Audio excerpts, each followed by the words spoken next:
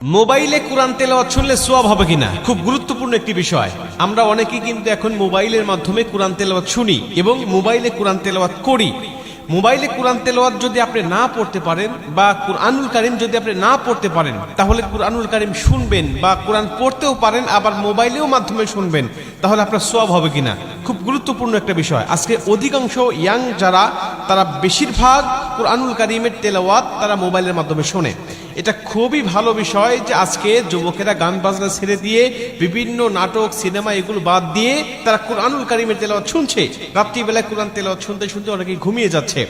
আর কোরআন তেলাওয়াত শুনলে আপনার সওয়াব হবে কিনা এ ব্যাপারে আল্লাহ পাক স্বয়ং নিজে কুরআনুল কারীমের মধ্যে উত্তর দিয়েছেন। আল্লাহ বলছেন, ওয়াইদা কুরিয়াল কুরআনু ফাসতামিউ লাহু ওয়ানসিতু লাআল্লাকুম তুরহামুন।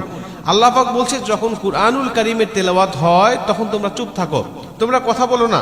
ওয়াইদা কুরিয়াল কুরআনু ফাসতামিউ লাহু ওয়ানসিতু লাআল্লাকুম তুরহামুন, এবং মনোযোগ সহকারে তোমরা শ্রবণ করো, আশা করা যায় যে আল্লাহ পাকের রহমত তোমাদের উপর বর্ষিত হবে। আল্লাহর কোরআন আপনি শুনবেন মোবাইলের মাধ্যমে হোক, আর কারো কণ্ঠে হোক, আর সামনাসামনি হোক, আপনি যখনই কুরআনুল কারীমের তেলাওয়াত শুনতেছেন তখনই আল্লাহ আপনার উপরে রহমতের বাড়ি ধারা বর্ষণ করছেন। অতএব মোবাইলের মাধ্যমে আপনি কোরআন তেলাওয়াত শুনতে পারবেন, এটা হলো প্রথম নম্বর কথা। দ্বিতীয় নম্বর কথা, আপনি যদি কুরআনুল কারীমের তেলাওয়াত শুনতে শুনতে ঘুমিয়ে যান, বা কুরআনুল কারীমের তেলাওয়াত শুনতে শুনতে আপনি যানবাহন করছেন, চলাচল করছেন, বা কুরআনুল কারীমের তেলাওয়াত আপনি বসে বসে শুনতেছেন, এমন অবস্থায় যদি আপনার মৃত্যু হয়ে যায়, নবীজি বলছেন, আল মাউতু আলা আমালিন সালেহ, যে ব্যক্তি ভালো কাজ করারত অবস্থায় দুনিয়া থেকে বিদায় নিয়ে চলে যায়, আল্লাহ পাক তাকে জান্নাতি মরণ দেয়, জান্নাতি মৃত্যু দেয়। আমাদের মৃত্যু কখন হবে, আমাদের মরণ কখন চলে আসবে আমরা কেউ জানি না। আল্লাহ যদি আমাদের ভালো কাজ করারত অবস্থায় মৃত্যু দেয়, অর্থাৎ কুরআনুল কারীমের তেলাওয়াত শোনা অবস্থায় আপনার মৃত্যু হয়ে গেছে, অথবা কুরআনুল কারীমের তেলাওয়াত শুনে আপনি ঘুমিয়ে গিয়েছেন, ওই ঘুমের ঘরে আপনার মৃত্যু হয়ে গেছে, নবীজি সাল্লাল্লাহু আলাইহি ওয়াসাল্লাম বলছেন যে আল্লাহ পাক তাকে জান্নাতি মরণ দিবে। শুধুমাত্র তাকে সওয়াব নয়, বরং মরণটা জান্নাতি হয়ে যাবে। আর কোনো ব্যক্তি যদি জান্নাতি মরণ পেয়ে যায়, তার কবরে, হাসরে, মিজানে, ফুলচিরাতে কোথাও তার কোনো বাধা নাই, কোথাও তার কোনো টেনশন নাই, সরাসরি আল্লাহর 10টি পৃথিবীর সমান একটি করে জান্নাত তার জন্য অপেক্ষমান।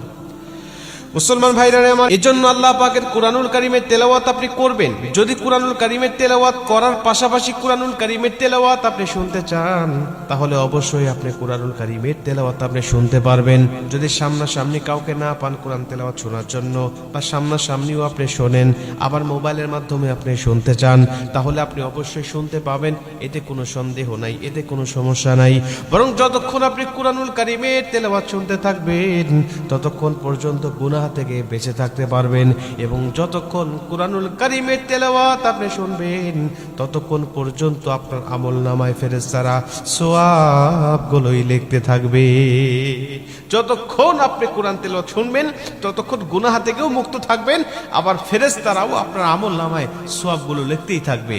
শুধুমাত্র তাই নয়, আল্লাহ পাক বলছে তার উপরে রহমতের বাড়ি ধারা বর্ষণ হয়। আল্লাহ পাকের রহমতের বাড়ি ধারা যদি আপনার উপরে বর্ষণ হয়, আপনার কোনো চিন্তা থাকবে না, ডিপ্রেশন থাকবে না, টেনশন থাকবে না।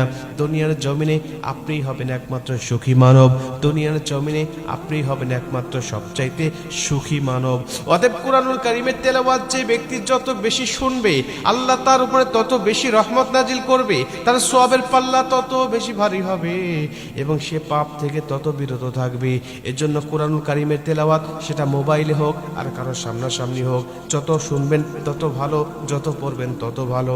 আল্লাহ অবশ্যই আমাদের যেন বেশি বেশি কোরআন শোনার তৌফিক যেন দান করে।